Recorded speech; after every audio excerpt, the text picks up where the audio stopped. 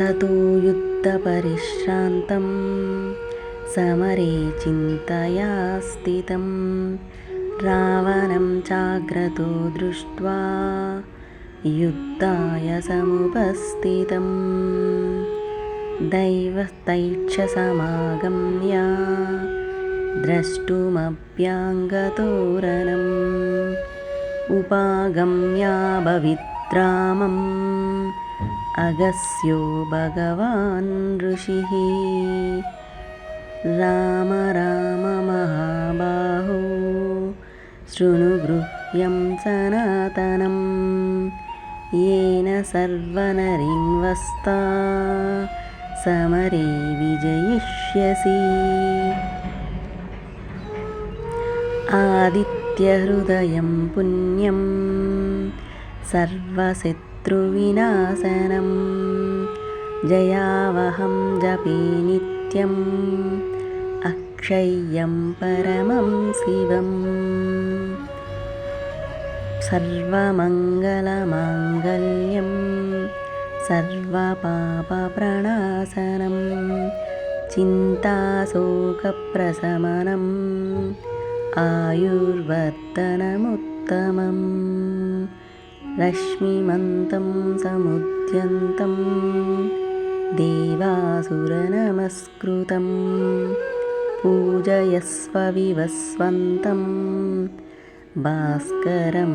भुवनेश्वरम् सर्वदेवात्मको हेशा तेजस्वी रश्मिभावनः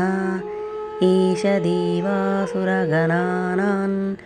लोकान् पथिगभस्तिभिः एष ब्रह्मश्च विष्णुश्च शिवः स्कन्दः प्रजापतिः महेन्द्रो धनदः कालो यमसोमो ह्यवंपति पितरो वसवः सात्या हस्विनौ मारुतो मनुः वायुर्वह्निः प्रजाप्राणः ऋतुकर्ता प्रभाकरः आदित्यसविता सूर्यः खगः पुषगभस्तिमान्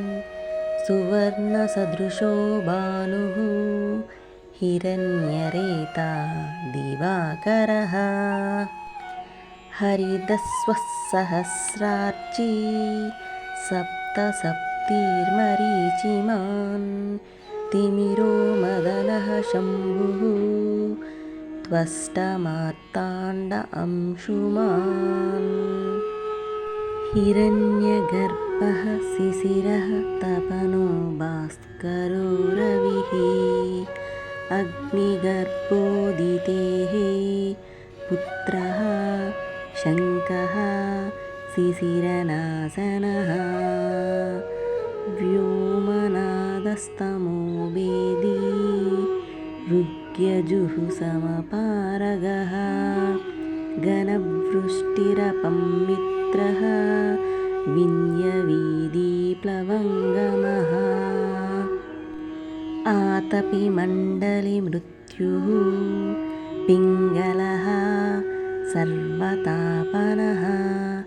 कविर्विश्वो महातेजा रक्तः सर्वभवोद्भवः नक्षत्रग्रहताराणां मदिपो विश्वभावनः तेजसमापि तेजस्वी द्वादशात्मान्नमोऽस्तु ते नमः पूर्वाय गिरये पश्चिमयात्रये नमः ज्योतिर्गणानां पतये दीनाधिपतये नमः जयाय जयभद्राय हर्यस्वाय नमो नमः नमो नमः सहस्रांशो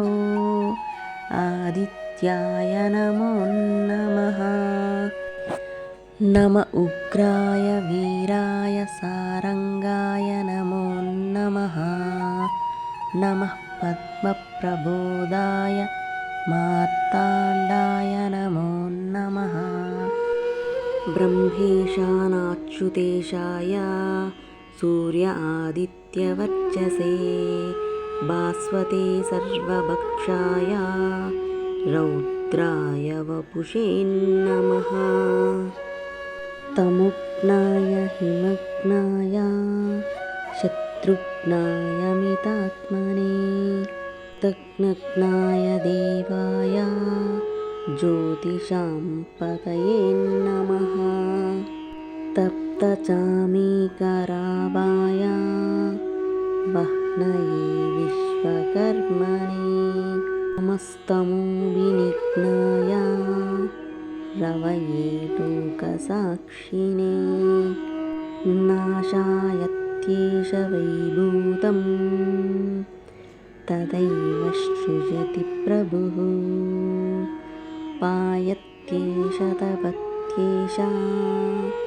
वर्षत्येष गभस्तिभिः एष सुप्तेषु जागर्ति भूतेषु परिनिष्ठितः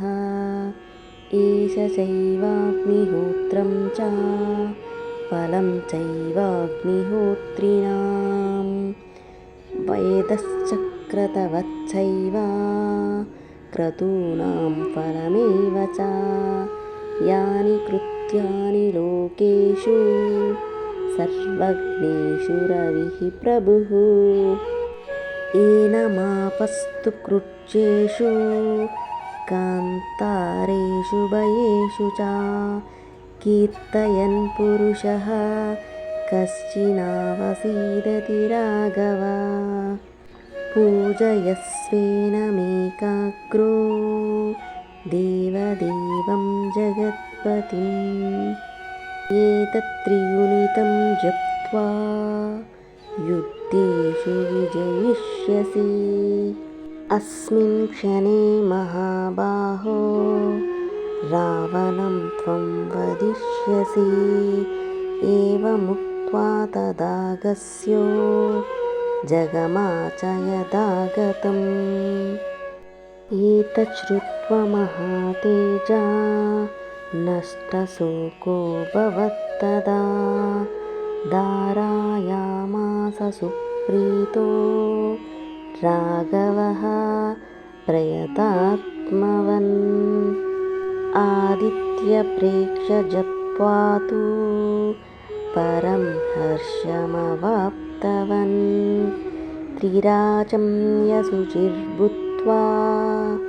धनुरादाय वीर्यवान् रावणं प्रेक्ष्य हृष्टात्मा युद्धाय समुपागतम्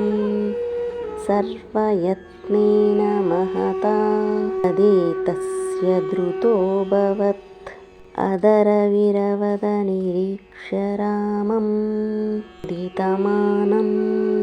परमं प्रहृष्यमाणः निशिचरपति संशयं त्वा सुरगणमध्यगतो वचस्वरेति